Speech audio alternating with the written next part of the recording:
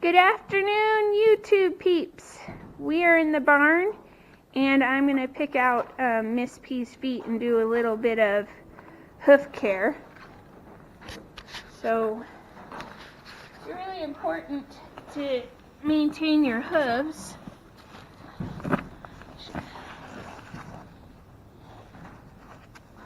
So we're going to pick it out and look at it. Some snow in there, some ice, ball built up in there. Get into the collateral groove. I just kind of gently get all the mud out. I feel for rocks and such in here that can get up between this collateral groove. And you want to check the center sulcus too, which is this part. You can see this frog is starting to try to want to come off. And so I'll probably help that off today. I'll help that come off. I don't promote that you should over trim this. I don't think you should do that because this frog is her cushion. And it's also the pump. It's like the sole of your shoe. You wouldn't want the sole of your shoe to be really thin because that would hurt when you're walking on outside. So I will probably trim that out, and I'll do that now that I've got her foot clean. I'll get my hoof knife and show you what I kind of do on the bottom side for trimming hoof. We'll give her foot. She's being kind of testy. Come on now, Missy. I'm going to get the hoof knife now. And I'm going to go ahead and ask her for that front foot again. And I'm going to trim out these bars just a little bit. It really built up here, so I'll trim that bar out just a hair, not a lot. I trimmed them not too long ago, and it seems like it's the sole and the bar have come back. So if it's going to come back, I'm going to let it be. If it comes back, then that's probably a good indication that it needs to be there. So I'll get here and I'll kind of trim up that bar too. Just a little, not a lot. I don't think that it really needs it too bad. I think that is one of the biggest mistakes that people make, is over trimming the sole and over trimming the bars.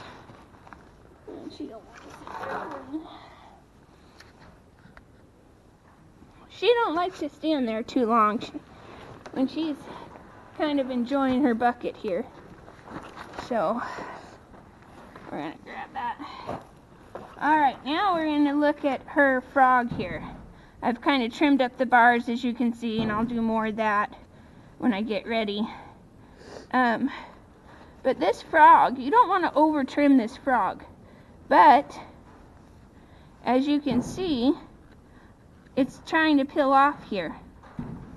So I'm going to help it because I don't want, because we've been so muddy, I don't want, I really don't want her to get bacteria in there. So what I'll do is I'll just help that come off. You can see that it wanted to come off really easily. So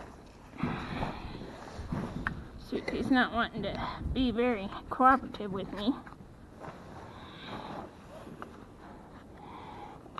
So I'll help that off of there. I think I need a better hoof knife. I'll help that off of there. And as you can see, it's really, the frog is really a flexible kind of tissue. So that's just the old bottom of the frog that's kind of shedding off. because she doesn't need it anymore. Now in the wild, it will just shed off on its own and you don't have to do anything for it.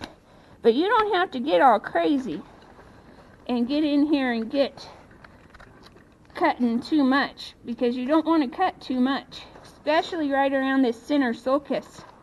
You don't want to, you want to cut just enough to keep it clean, but you don't want to cut so much that you're hurting the horse. So I'm going to trim this off and help it. So we'll help that piece come off too. Quit.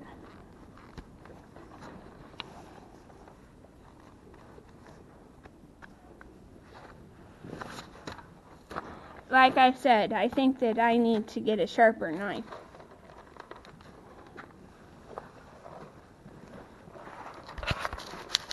So at any rate, I'm going to finish up with her bottom hoof, but my battery on this thing's about to die.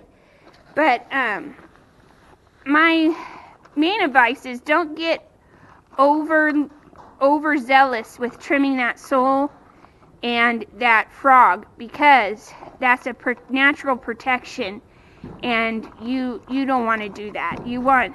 It's like if you were to make yourself walk in flip-flops, and your flip-flops are almost worn out, and you know how you can feel all the rocks under your feet. You're not going to like that.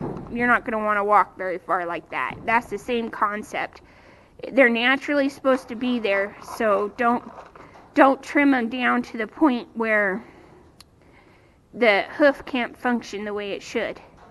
But anyways, my battery's about to die, so I'm going to finish up with all 4 of her feet, and I'll do another video about this. Please like our videos, and please subscribe to our channels, or to our channel. And there'll be more videos as the weather gets better too. We'll do a lot more videos when we actually get into spring. We're still in the middle of March and in winter. But anyways, so like our video and subscribe to our channel, and love your horses.